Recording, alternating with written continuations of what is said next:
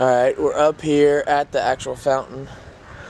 I mean, just the details of this. There's Helen, she's about to take my picture.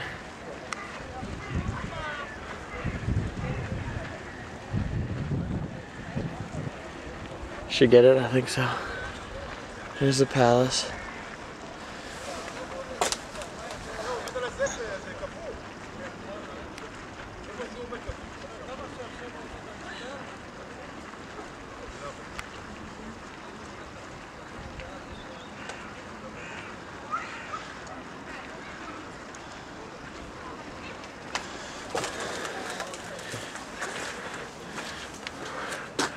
This is most usually filled with a ton of water, but since the fountains are pretty frozen, they're not this time.